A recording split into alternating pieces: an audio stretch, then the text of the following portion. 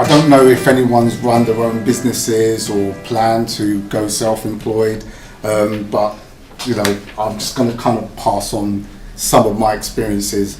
Now, you know, in terms of sort of sourcing clients or trying to get clients for what you're doing, one of the things I learned straight away when I started, when I was self-employed, was I was trying to be all things for everyone, and it just wasn't really getting me anywhere.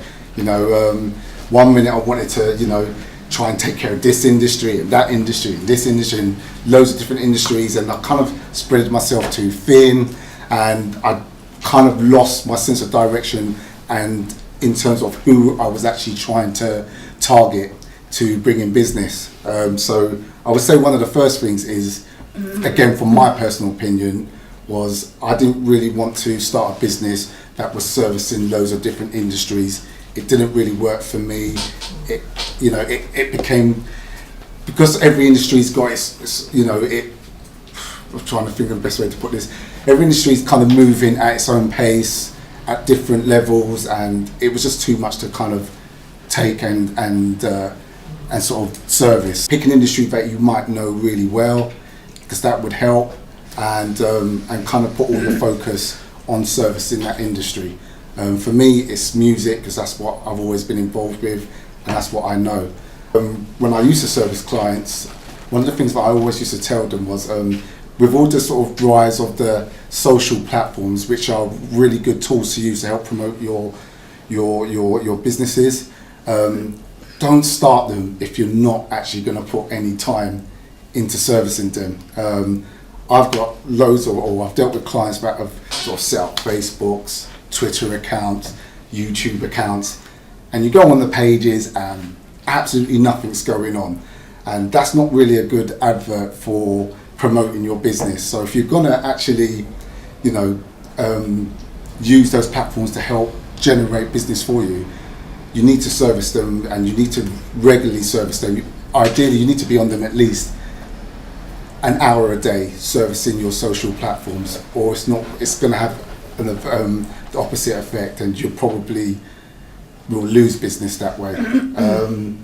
The other thing that's always worked for me, and I will always maintain this is the best way to source business, is networking. Like we're all here today, when we start speaking with each other and sort of knowing what each other does for a living, that they're your opportunities, in my opinion. All my businesses that I've done in the past have all been through word of mouth, through networking. I can honestly say, even though I've got a shop front on the internet, business cards, I've never had anyone just sort of email me out the blue and say, oh, you know, can you build this, or can you build this site, or can you build an app? It's never ever happened to me. It's always been through word of mouth and through networking. So I would say that network as often as you can. I tend to go to a lot of sort of local sort of business networking in my area. They're great for drumming up business, great for meeting new people, and you learn a lot as well. And sometimes you meet people and you kind of discover a new industry that you never really thought about, and then bang, off you go. You can get business that way. So they're kind of, I'm not going to sit there and preach and start saying, well, you must do this, do that, because everyone's different, everyone's got their own approach. I like to, when I'm dealing with clients, I like to build a relationship with them. I'm not someone who does all their business just through email. I'm quite old school. I like to pick up the phone or talk to someone personally. A lot of the business nowadays, everyone just wants to do it through email and they don't really want to talk to you. I don't think that really helps, and I think that if you want repeat business especially, it's a good idea to always build that relationship with the client and get to know their business, and it gives you an opportunity then to maybe recommend new things or keep going back to them, and you'll find that they will recommend other people to you. So try and avoid just the very cold email conversations. If you've got the opportunity to speak to them directly, I would say that's your best approach. Would you recommend setting up a Facebook page for your app? I would say so, yeah, definitely. I would even go as far, any app that you develop, I would even go as far as when you get the name for your app, I would go as far as, if possible, getting a domain name with it as well.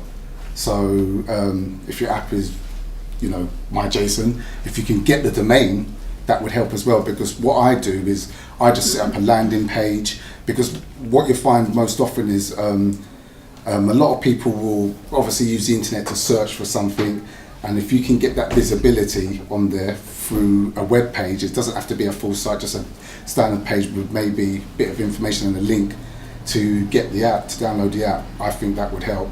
So, But what kind of regular news could you put up on a Facebook page? I mean, what I tend to do is I put a lot of screenshots up. I've got people to do testimonials on there as well. Good, yeah. I guess if you have an app that's a project, for example, and there's a good lead up to actually developing it and getting all the material together for it. I'm thinking of this travel app that we were talking about earlier.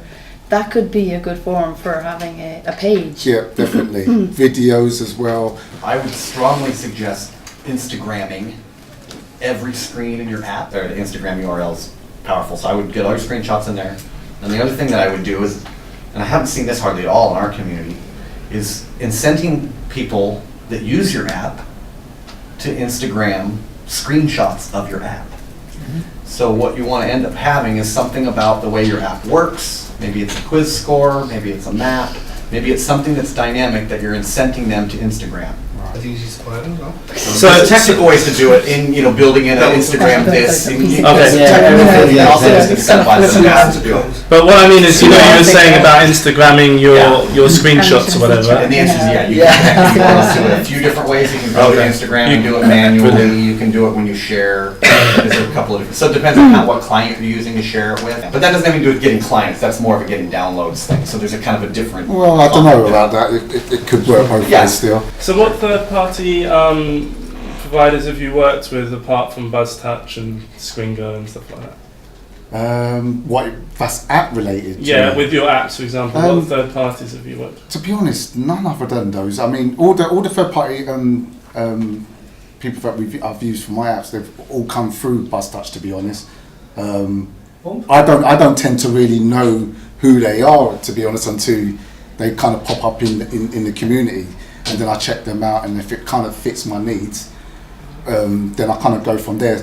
On a couple of occasions, I think a good example was I can't remember who done the weather plugin, report plugin, but but I remember when that first kind of came to light, it was something I needed for an app that I was doing for a client. I'm a bit of a perfectionist, and I want the best in my app, so it kind of prompted me to start looking for other companies that kind of provide a similar service.